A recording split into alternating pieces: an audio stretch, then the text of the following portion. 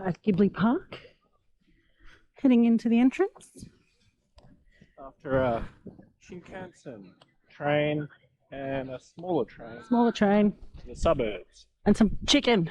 Had me chicken at Launceston, and then I had a sausage on a stick. And some sort of croquette thing that was actually really good. Yeah, mystery Like meat. really, really good. I don't know, was there meat in it or was it potato, you reckon? Meaty potato. Something. It was really good. So now we're heading in here. We've got about an hour and a half to kill before the Grand Warehouse tour. Let's go. Oh, is that a cat bus? Just a regular bus. Just walking here. Kind of do. Hi and welcome back to the Jen and Sean Show. I'm Sean. I'm Jen. And konnichiwa from Aichi Prefecture.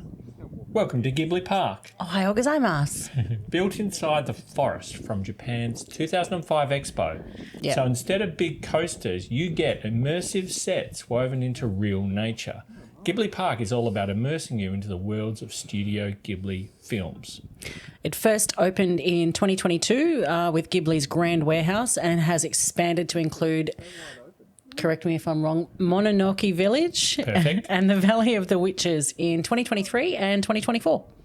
We'll take you through nearly every zone, including some hands-on Ghibli-esque yummy eats, which we cook ourselves. They were very good. They were very cool. good. Great way to end the day. Yeah. But first, a quick stop to Dondoko Forest Shrine. This is an area that we didn't really get into too much. We were keen to explore some other areas. We went to the Valley of the Witches. Yeah, it's a really interesting place. Again, Ghibli Park's about no rides, but this place had rides. It did. Fun rides, not like thrill rides. Not like, the Eka. No, not like the Yucca. And you don't get carnies either. So No. that's also winning, I feel. No carnies. No. So Valley of the Witches is the fifth and final area of the park that was built, officially opening in March 16, 2024, and themed around Studio Ghibli's witch-centric films, Kiki's Delivery Service, Howl's Moving Castle, and Earwig and the Witch. Spanning approximately 2.9 hectares, it's the park's largest single zone. I liked this one. It was very cool. There's heaps to explore. Yep. And I think if we were, smaller and a lot younger, there were some additional rides there that would have been right up our alley. But being grown-ups, we can't have everything. No. But still heaps of fun, though. Like the atmosphere in there was amazing and, yeah, it was really, really cool. Loved it. Well, what they've been able to do is really create life-size replicas of some of the iconic pieces from the film. So one of the standout things for me was Howl's Moving Castle. Oh, yeah, that was phenomenal. I mean, So good. it's life-size. It's Yeah. got steam pumping out. It's very mysterious. It's got random noises. Yeah. And it took me right back as if I was watching the film or actually in the film. It was really, really well done. Yeah, so it's a 20-metre tall castle. It's got moving parts. Guests can explore inside it, but that's extra tickets, isn't it? It is, yeah. And we didn't get that with ours. There was different packages that you could buy, and it's very similar to a lot of the other theme parks in Japan. They have a certain number of allocations for the super duper ones. That's right. And we missed out on the super duper one, so we didn't get to go in there. But There was also a really super charming merry-go-round with all the major characters on it. The carriage from Howl's Moving Castle looks so cool. There were random things around as well. found, the little dog. It was from Howl's. Yeah. And then those boards that you walk past that have got characters painted on the front with the heads cut out so you can't stick your face in it. Yeah, it was really cool. You cracked up a very large contingent of lovely Japanese tourists Well, with being- your efforts on that one. That was Being good. super tall, I had to crouch right down, but my face did fill the whole thing, and then I just made a few funny faces, so they seemed to enjoy that, which was really excellent. After sort of wandering through this particular area, we decided to go back to the main structure. We had our booking as part of our tickets for the Grand Warehouse at 1 o'clock. And I think they suggested getting back there about 15 minutes early. And of course, being Japan, you just stand in a very orderly queue with all the other people waiting patiently for your turn. which was amazing. Yeah. So we did that, and everyone was lining up. And one of the first areas we went through was, I suppose you call it a poster room in the Grand Warehouse itself.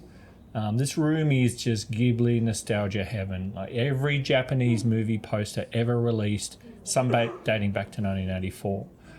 You can really see how the art styles changed, how they evolved over time, and it was just amazing to see how many different iterations were actually there. But after we got through the poster room, came into what probably another one of my favourites. It was the full-scale cat bus room. Cat bus! This was so much fun. It was done so well, wasn't it? And we were allowed to get into and onto this one. When we went to Ghibli Museum last year, they had a cat bus room, but it was the kids' play area, and adults couldn't take photos. We couldn't have any grown-up kid no fun fun on it. There was nothing. But this one, Oh, look this out. was great. Yeah, there were a lot of set photos as well around this particular area where it showed behind the scenes photos of the creators, which was brilliant. But then it went into Arrietty. Oh, this was amazing. So detailed. Beautiful. Like down to the nth degree. It was stunning. I mean, if you're of an age, think Honey, I Shrunk the Kids.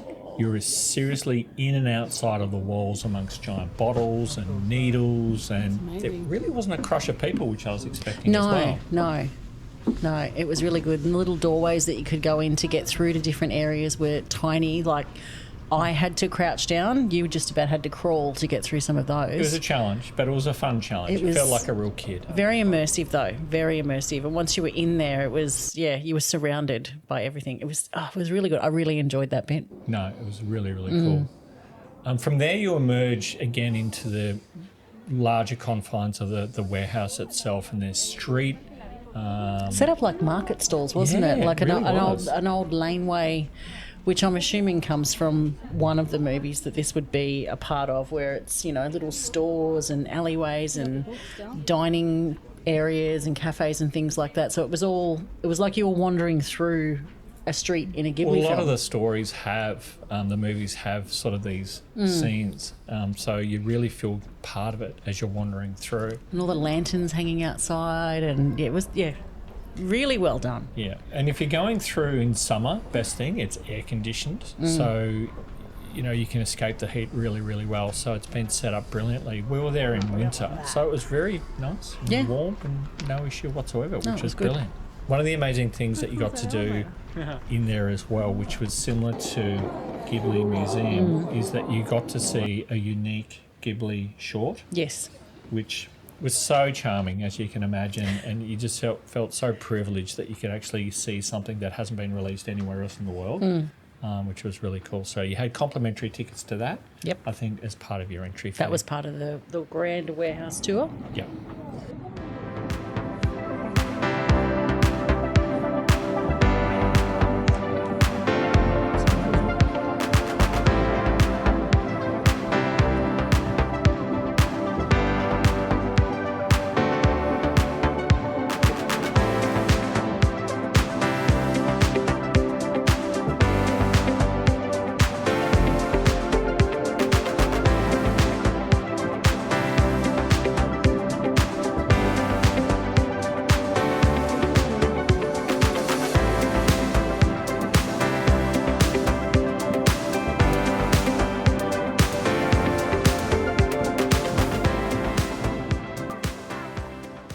And Spirited Away as well. What's the creepy old lady's name? Umbaba? That's or her. something? Where she's in and she's got the angry green heads green floating heads. around her and everything. But that was, I think, the only reference in the park to Spirited Away. Yeah, I didn't maybe. see anything else that actually focused on that, whereas at Ghibli Museum that featured quite heavily. One of the cool sections that we wandered off to next was the scenic lookout. It was an elevator tower and had a forest view right across the park.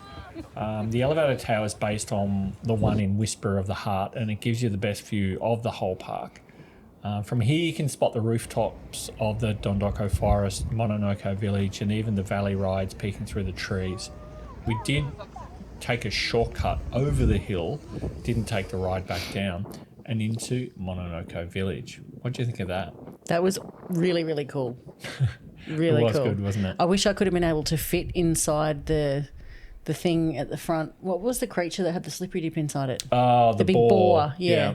I would have loved to have been able to fit in there, but again, Definitely for small kids, people. I would have had to have been airlifted out of that. You would have thing. got stuck. It wasn't going to happen. But the detail again was phenomenal. Yeah. They really had thought of everything about it. The whole park itself is super spaced out, so they've got room to expand if they ever wanted to. But once you made it into these little areas, they just made it so immersive. What was the cool thing about this particular area? We got to make our own mochi. So it was essentially when you go in, they've got a little stand at the front there. They ask you if you want to cook your rice treats, and then you get to choose from 5 different sauces that could go on it, which I'm pretty sure were all miso based, but absolutely delicious.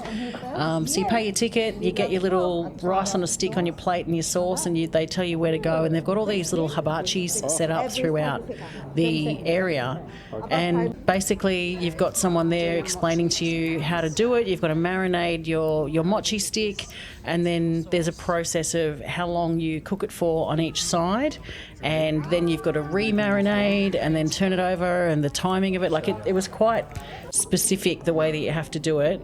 But while you're doing that, there's a vending machine in the corner that was serving green tea, so Yeah. that was lovely. Took advantage of that. Yeah. And also the heat from the Oh, that was barbecues so as well, good. because it was so cold It was outside. freezing that day. So you got to warm up your hands as well. But the end product was brilliant. It was so good. I did not know that, rice on a stick over a hibachi could taste that good. It was Smoky, really, really good. Sweet, totally worth the extra little fee that we paid. Definitely. Again, it wasn't busy. We just sort of lined up for 5 minutes and then wandered in, and we were in there for probably 20 minutes Yeah, easy, cooking it. easy. But you'll see from the footage, the people were so helpful, and we just were really into it. It was great Loved to it. do. Yep. I would have loved to have been able to buy a giant jar of that sauce. It was so, so tasty. It really was. So Ghibli Park isn't like your usual theme park. Again, it's calm, it's creative, it's full of heart. Whether you're a diehard Ghibli fan or just love Japanese culture, this place will totally charm you. Even getting there, because we based ourselves in Kyoto for this section of the trip, so I sort of looked at it because I booked the tickets before we thought, how are we going to get there? So it was about a 2-hour commute to get there. We had a Shinkansen, and then we had 3 or 4 local trains as well, because we had to transit through Nagoya. But Wasn't super local. no, it was way out in the middle of nowhere. Actual commute there I found was not too bad. It was well thought out because, again, that's where the expo grounds were Yeah, back in the day. yeah. So they already had the infrastructure there, the land there. Everything was set up. And so rather than letting it go to waste, they created this just imaginative, Yeah. beautiful land. It was really good. Afterwards, we had a well-earned feed and a beer, and I think we ended up doing some laundry We as did well. do some laundry that night, yeah. It's laundry time because we're on day 5 and we're almost running out of underwear. So much underwear stuff. So we've just stuffed everything in there. Enormous.